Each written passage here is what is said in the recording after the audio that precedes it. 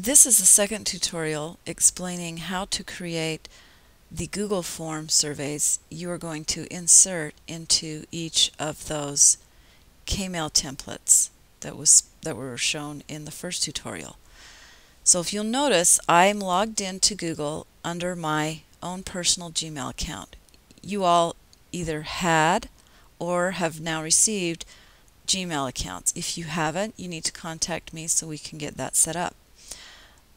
The reason you're creating it in your own Gmail account is because this is information that is specific to your classroom, and it's something that you wouldn't want to give, say, the K-8 team the ability to edit or really view, because this is specific to your classroom.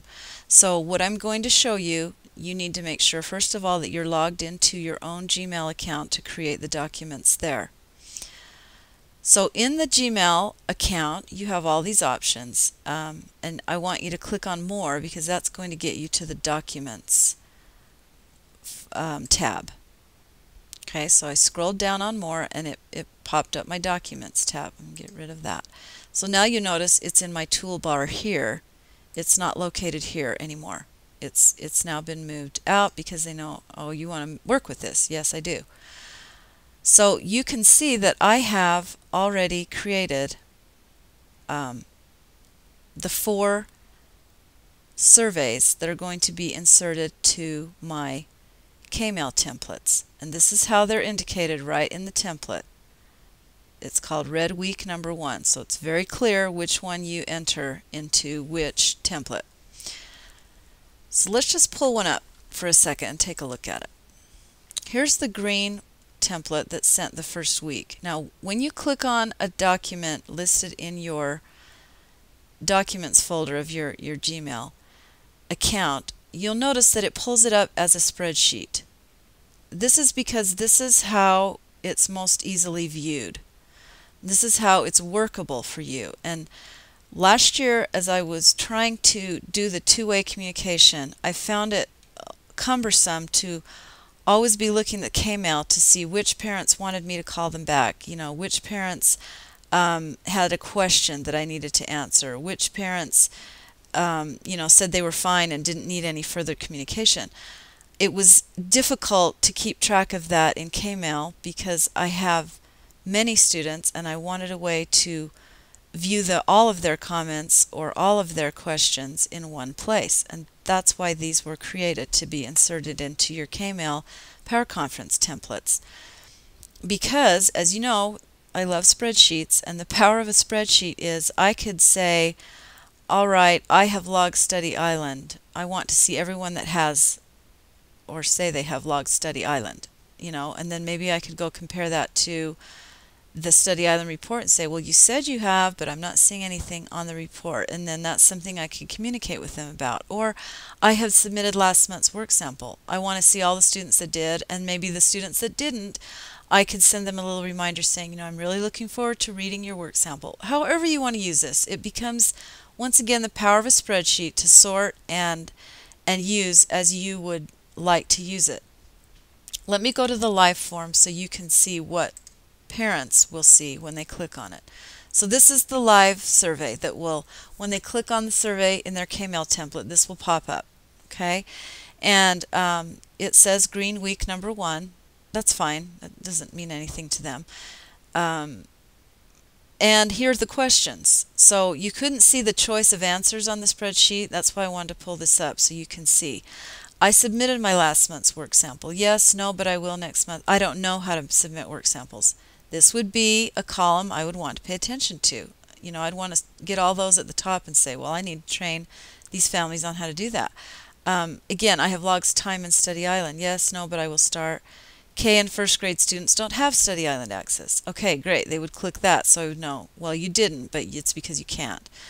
I've learned something new, and they select. I'm looking forward to the next unit study in. They select. And then I did have a comments box that they could put whatever they wanted to, plus their student's name.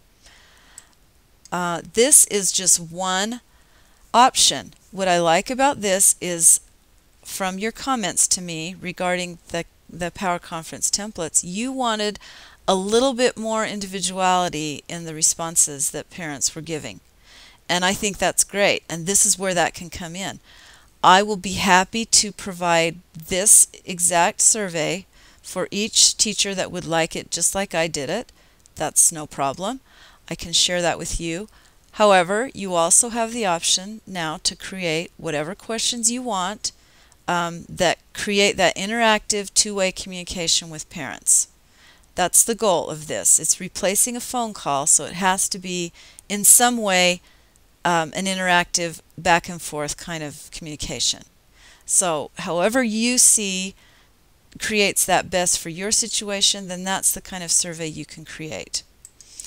Okay, so let's just quickly, now that you've seen the purpose for having it and you've seen the kind of questions that, let's go and view how to create a form like this. It's very simple.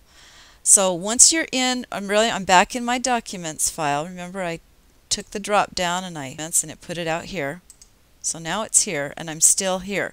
And if you'll notice, you have created a toolbar in your, tabbed browsing in your browser.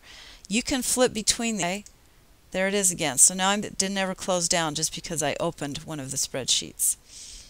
So I'm going to create a new one of these. Here's mine that I already created. They're listed here. Create a new one.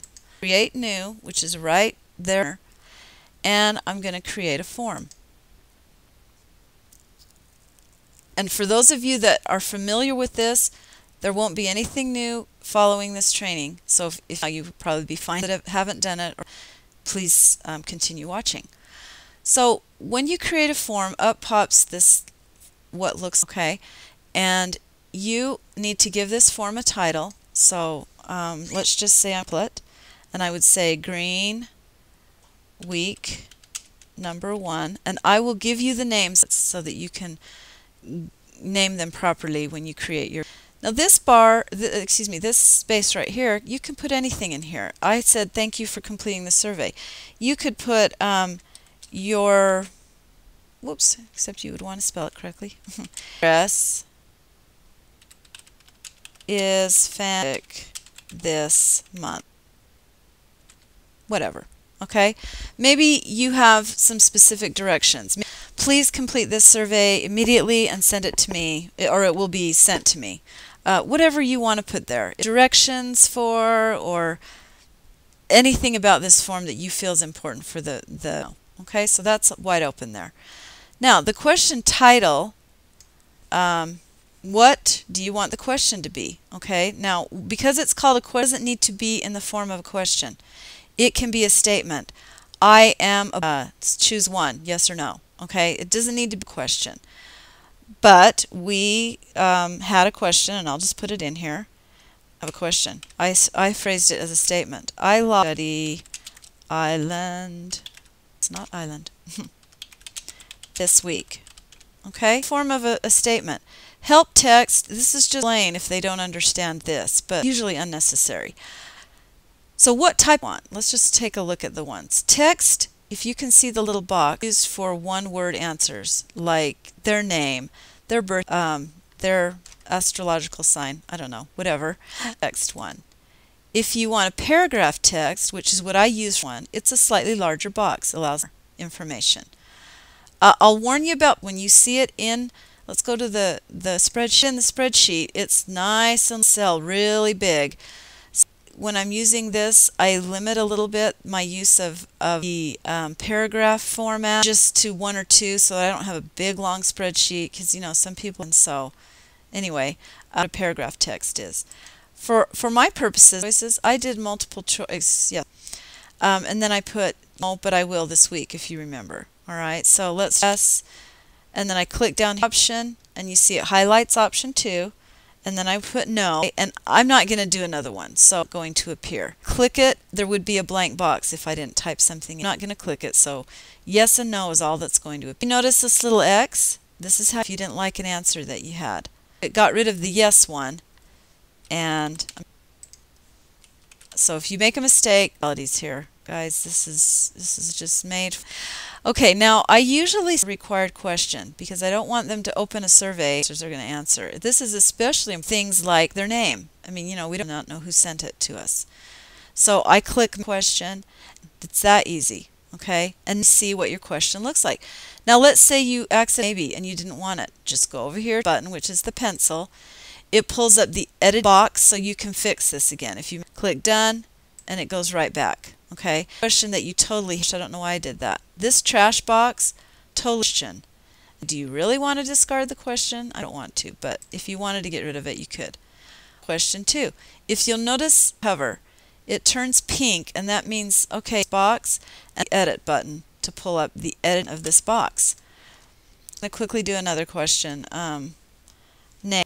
I probably put student name. I just wouldn't prefer this. I want this to be a text format because I want them to type it right in there. This is a required question. Okay, so now I have the beginnings of a form. Go into it, but if you don't like this theme, if you click on theme, it gives us of these really backgrounds that you could add to your form. Load though, so I'm not going to go there right now, but available if you this just plain white form. And you're going to save this, and I'll show you. Okay, so I save, okay, just because I'm in a web-based station. The internet could go down. I save, about every couple. I don't lose all my work. Let's say you want more than these 2 questions. You would and click on Add Item. For that drop down of the type of questions, that's all this is. I want question again. Hold up again the pink highlighted box to allow. You'll type your question in here. You can change your mind. Let's say you picked multiple choice up here. If you can, the drop down's available for you to check. I'd rather choose from a list. I did choose from a list on the green one when I had it. Science, history, art, music, which one they had enjoyed the most or whatever. Again, to see it, and you want to make sure they fill it out, required question. I'm going to trash need it, but I wanted to show you how to add an. Okay, so now I've saved, and I want to go see in where my Google Docs. It's right here in my toolbar, so I can go back, and I'm going to refresh my page to allow this, and that's my refresh key up there. And it should pop up real quickly saying today, and indeed it. And the nice thing is date function, it was created. So I did one yesterday, one better. I can see that this is my most one I want to use. So get rid of it. It's just totally awful. And just click on the little box and click delete of it. Okay, and it even do if you made a mistake. Very, very simple, which I love. Okay, so now you've got it. What are you going to do with them? Next tutorial, insert your Google survey email templates.